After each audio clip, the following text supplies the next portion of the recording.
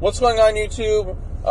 Sean here, and welcome to episode 6 of the Godzilla Rewatch.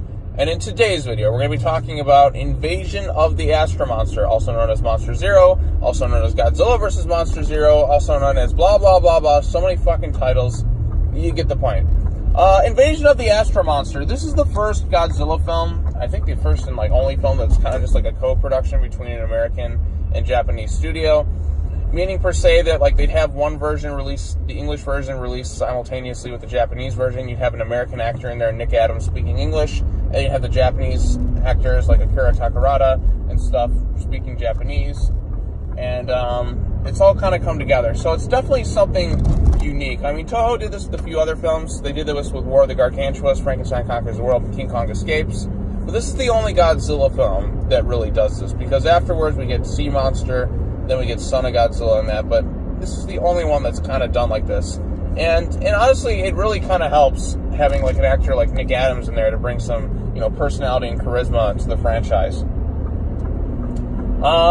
When I was younger, this one used to not be, I used to rank this one a bit lower in the franchise, but upon rewatching it, I've actually started to like this one a lot more, surprisingly.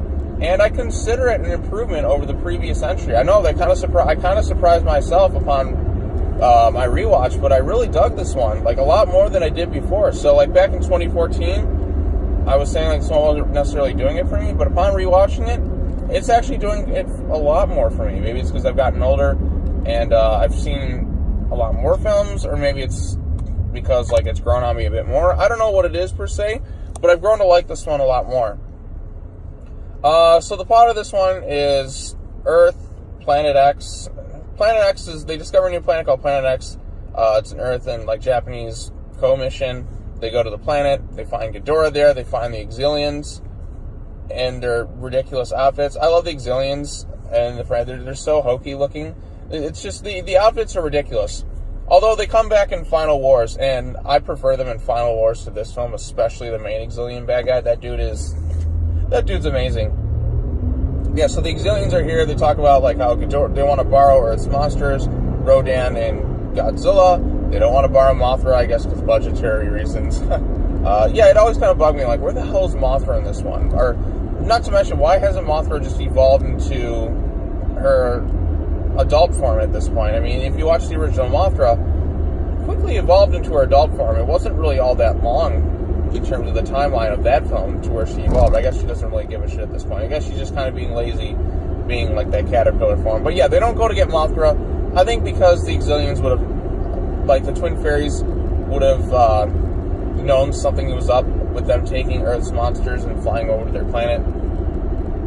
So yes, they go to it, they take Earth's monsters, they fly to Planet X. It's the only Godzilla battle that happens in space. Well, I mean, you have Godzilla vs. Space Godzilla with Mogira and Space Godzilla. It's the only time a Godzilla fight happens on another planet. And it's cool to see. You get the different environments. You get Godzilla's insane jumping ability where he does his Godzilla dance, and it's really hokey and cheesy.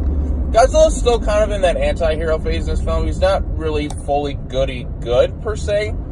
I mean, he made the transition in the previous film from kind of villain to hero in a way. But, he's still kind of he's not really bothering the humans anymore at this point. He's kind of just minding his own business, asleep. And he's not fully Godzilla.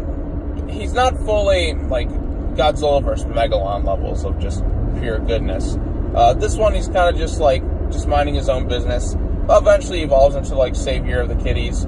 But this one, he's just just kind of minding his own business. He's kind of thrust into something he doesn't want to be. So yes, Rodan and Godzilla team up to fight Ghidorah. They beat his ass. Obviously, they beat him the last time. So it goes to show you that, they didn't necessarily need Mothra to fight against him. But they did. And Ghidorah was beaten a lot easier. This one was just cool to see, just Rodan and Godzilla fighting on another planet. It's just cool to see. Eventually we come to find out that, you can't ever trust aliens in a Godzilla movie because the Exilians come in, they're like, guess what? We are going to enslave you all. So yeah, we got that. Other things that, they take over the monsters and unleash them all on Earth, so the humans got to come up with some device to break control of the monsters, and the monsters do the Exilians are destroyed, yada yada yada. It's all fun and good stuff. Some things I can point out to make fun of a bit. Nick Adams' character,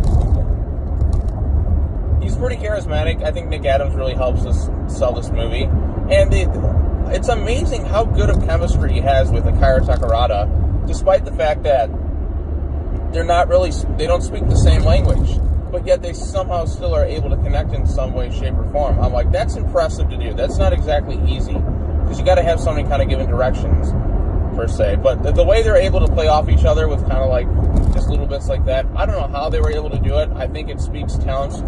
I think it speaks highly of both actors. So, I mean, I think... Okay, did this one come out before King Kong Escapes? I don't know, but I know Akira Takarada was in that film too, and maybe it has something to do with that he learned to master acting alongside, like with different languages. But I think this one really pulled it off quite nicely, and it's just amazing how they're able to pull this off.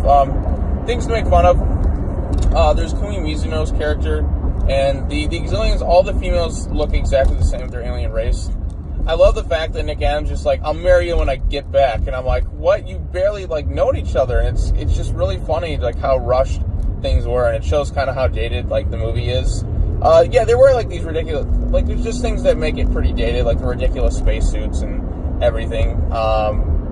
Just the fact he's like, I'll marry you when I get back, but there is kind of like a bit of tragedy there with his character, where like the girl the Exilian who fell in love with him, she dies trying to save him. And you just get the moment where he just kind of snaps at the dude, and you just kind of see like the expression on his face. I'm like, okay, this dude's good. This dude's pretty solid. What else can we say? Battles are good. The cast is pretty good. Yeah, I think it's just an overall solid film. I think the space setting made it a bit more unique. This is the first time we get straight up alien villains, per se. Ghidorah, we come to find out, is controlled by the Exilians, which I guess they've been doing this for thousands of years, apparently, going Earth to Earth. But they must have just sent Ghidorah on his own, but now they're like, we can't beat these monsters. We have to find a way to work to, like, stop them altogether. We have to, like, work together in a way. But, yeah, Ghidorah kind of gets pushed around in the franchise for whatever reason. Like, different monsters take over him, and it's kind of strange. What else can we add? I'm trying to think off the top of my head. The final ending is a bit kind of rushed, I feel. Like, they stop him, and then Ghidorah flies off, and Godzilla and Rodan just kind of crash into the water, and Ghidorah flees, gets his ass off planet Earth. So I guess that's kind of disappointing that Ghidorah doesn't really need his comeuppance in this film. That isn't until Destroy All Monsters, when that film comes out, where he, like, definitively is just, for the first time, just flat out killed. So I guess the ending is just like, okay, we kind of do the same thing again. We crash into the ocean. But it is a good one. Yeah, so I really like this one. I like this one a lot more this time around in the rewatch. I think it's pretty good. Not much else to say. Charismatic, just some kind of hokey moments. And I guess just never trust an alien race in the Godzilla franchise, because they're always going to do bad. Unless it's the aliens who take over the princess in the previous one. But every other alien race, they're just evil. They're assholes. They're complete evil psychos. Don't ever trust them. Never, ever, and I mean ever, trust them. It always goes poorly. So that's the big takeaway. What are your thoughts on Invasion of the Astro-Monster? Let me know in the comments below so that we can continue to discuss this all some more. And yeah, that's all I got to say. Take care now. Bye-bye then. I'll see you all tomorrow as we talk about Godzilla versus the Sea Monster, also known as Ebra, Horror of the Deep. Alright, take care now. Bye-bye then. I'll see you next time.